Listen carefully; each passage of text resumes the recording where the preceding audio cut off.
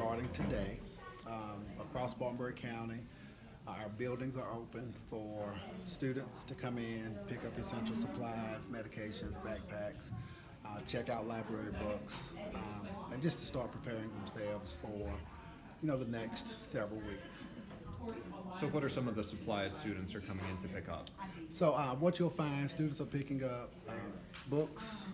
Our third graders are picking up laptops so they can have that technology at home, like our 4th through 12th graders. We have students picking up medications. At the high schools, I'm sure students are picking up sports equipment that they may have left in some of their locker rooms. So whatever they feel might be essential throughout this county, that's what they're doing today.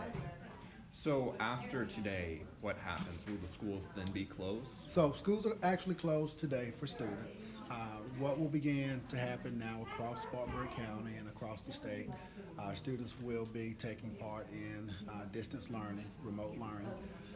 The other thing that's taking place today, teachers are preparing or further preparing lessons for the students, meaningful activities for the students while they're home. So a lot going on with teachers and guidance counselors and nurses and administrators. So all hands are on deck at this point. Okay, but for students who, might not be able to pick up their supplies and things today, is there going to be an extension of when they can come in, or is today the day? So what I would say, most people have been anticipating this for quite some time. Our teachers have as well. So we felt pretty prepared before the governor made his announcement. So most of the students have their material at home already. So, it'll be limited, I think, today as you go to schools. Some are picking up instructional packets, though. But absolutely, if a parent has a question or they weren't able to get by today, just call the school and we'll arrange times across this county for them to go in and pick those material up. What will things look like for the teachers going forward? So our teachers are ready to start preparing lessons and working with students as they are engaging in those lessons right now. So our teachers, they've got specific roles. Our counselors, as I mentioned, they're coming together with specific roles. Again, let me just say it's fluid. So we're doing a lot of planning today about what this might look like. Food preparation is another big thing that's going on right now across this county. I think that's one of the largest things that we're preparing for. How do we deliver our food to keep our kids fed? Just want to reiterate the State Department of Ed has accelerated the summer feeding program. So you're going to find throughout Spartanburg County, sites will be open for students to pick up lunches. I think most of us are running bus routes in the mornings for students to come in to those bus routes and pick their 2 lunches up, a breakfast and a lunch. So I think that's been one of the other big things that we're working through today. So today, a lot of logistics. Mm-hmm.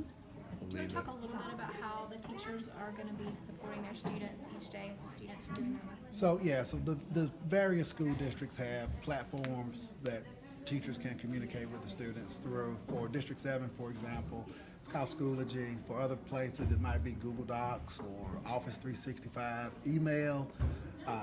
So teachers have communicated with their students the best ways to communicate with them as they're going through these lessons.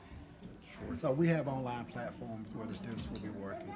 Other thing I'll mention, Wi-Fi locations. I think you'll find with most schools, we're preparing opportunities for students, if they don't have Wi-Fi, to come onto those campuses. Our Wi-Fi reaches out beyond the building. So if they need to download information or get online, that's one of the things that they can do. And we also have Wi-Fi locations throughout our communities. Kind of on a different note, how things have switched to technology in the past maybe 5 to 10 years. A lot of folks, including some of my family, are like, they don't need to be using iPads, they need to be using books. Well, now, how good is that you can actually So be able what to I use all would of say to that now, we've been a digital district for 6 or 7 years now. We were one of the first to pilot distance learning. So this is not unusual for us. We've been doing this for a couple of years. And what I would say as it relates to the use of technology or books, best of both worlds. So Well, I guess what I was saying is, like, now is a good thing that obviously they have that. it's a great thing because that's going to be the way we communicate to our students and to our families.